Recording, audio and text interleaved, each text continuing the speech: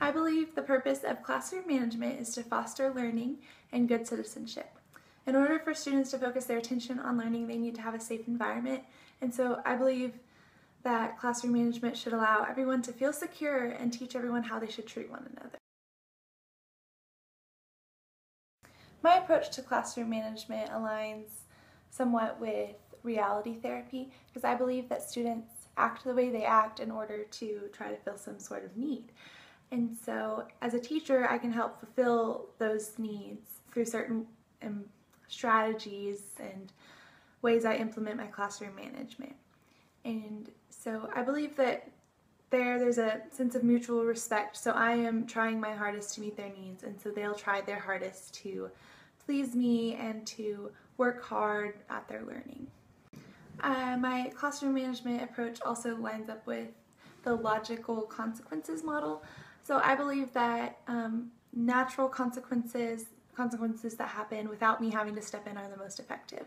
And I also believe that logical consequences should follow because that gives students a chance to learn from their behavior. And isn't that really the point? We want them to learn how to improve themselves. And so arbitrary consequences, sometimes they may be necessary, but they are the least ideal because they're not really learning anything from it because it is separate from what the action was that they're getting in trouble for.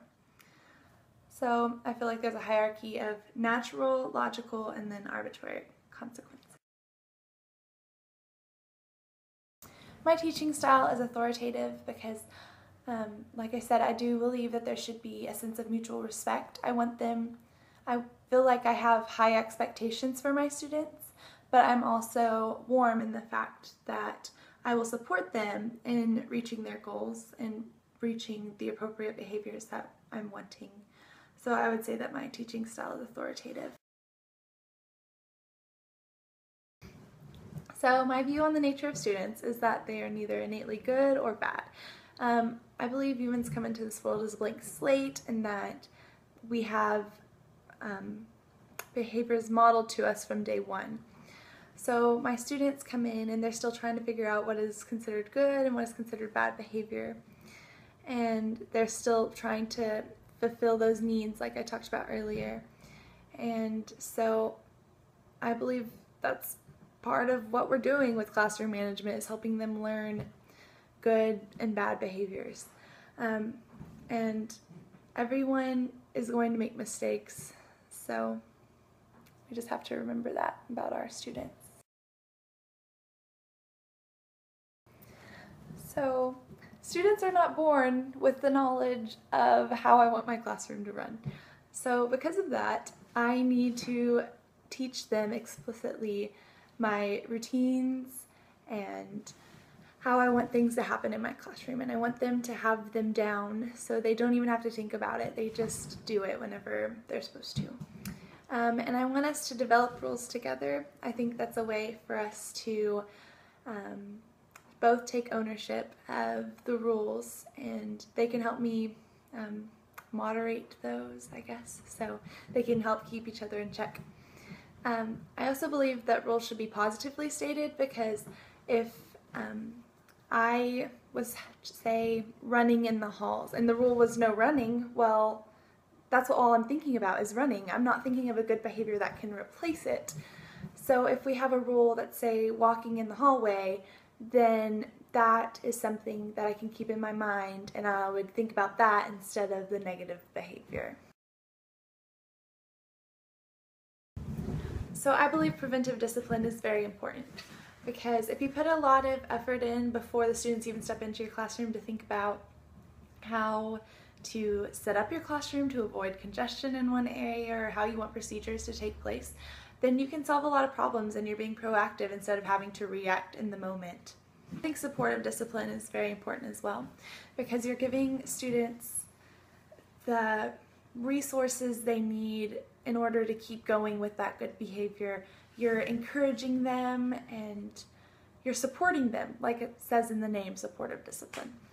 So I think that's very important because if you don't have support and you don't know that what you're doing is okay, then how will you know to keep doing it? You're just gonna go about life and kind of go with the flow, and that's not necessarily what we want.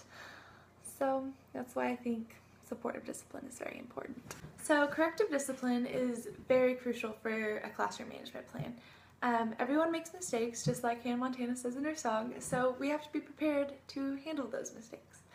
And so for distracting behaviors, I believe proximity is very beneficial, because if you go over to a student who is talking while another student is talking, well, then they may be like, oh, I better be on my best behavior because the teacher's around. For controlling behaviors, humor and redirection typically work. And then for angry and violent behaviors, you may have to have them take a chill out time, or you may have to use authoritative language, or they may have to go out of the classroom, even though that is the least ideal method.